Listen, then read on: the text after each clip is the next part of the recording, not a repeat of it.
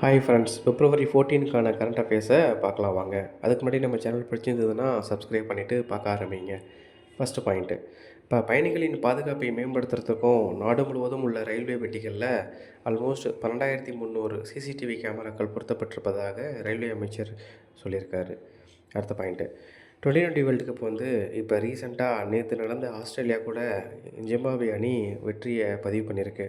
இது வந்து 100% வெற்றி. எதனால் அப்படின்னா, ஏற்கனவே அந்த 2007, 2025 அந்த மேட்சுகள்லேயும் வின் பண்ணதுனால எந்த ஒரு அணியுமே ஆஸ்திரேலியாவுக்கு எதிராக இந்த வெற்றியை பதிவு பண்ணதில்லை. அது இங்கே ரொம்ப முக்கியமாக பேசப்படுது. அடுத்த பாயிண்ட்டு, ஆசிய துப்பாக்கி சுடுதல் சாம்பியன்ஷிப் போட்டி நேற்றோட முடிவடைஞ்சிருக்கு. அதில் இந்தியா வந்து மொத்தமாக 94 பதக்கங்களோட முதலிடத்தில் நிறைவு செஞ்சுருக்கு. 51 தங்கம், 23 வெள்ளி, 20 வெண்கலம்.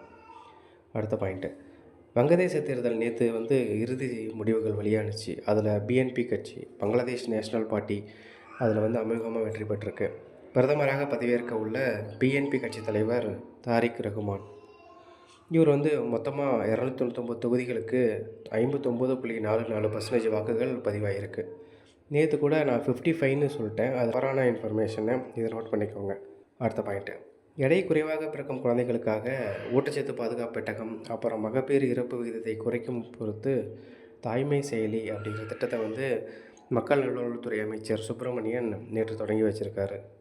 அடுத்த பாயிண்ட்டு, அமெரிக்காவின் கேஎல்ஏ நிறுவனம் வந்து ரூபாய் 3,810 கோடி முதலீட்டில் சென்னையில் ஆராய்ச்சி மேம்பாடு மற்றும் புத்தாக்க மையம் அமைக்கிறதுக்காக ஒப்பந்தம் கையெழுத்தானது. அடுத்த பாயிண்ட்டு, நேற்று புதிதாக திறக்கப்பட்ட பிரதமர் அலுவலகத்தில் ஸ்டார்ட் அப் 2.0 நிதியம் திட்டம் வந்து ரூபாய் 10,000 கோடி நிதி ஒதுக்கி பிரதமர் கையெழுத்து போட்டிருக்காரு. அடுத்த பாயிண்ட்டு, வரலாற்றிலேயே முதல் முறையாக இந்திய விமானப்படை அதிகாரிகள் வந்து பிரிட்டனில் உள்ள ராயல் ஏர்ஃபோர்ஸ் அப்படிங்கிற வேலித்தளத்தில் அந்த நாட்டு வீரர்களுக்கு பயிற்சி அளிக்க இருக்காங்க. அடுத்த பாயிண்ட்டு, ரஷ்யாவில் வாட்ஸ்அப் செயலிக்கு முழுமையாக பயன்படுத்தக்கூடாது அப்படின்னு தடை விதிச்சிருக்கு ரஷ்ய அரசு.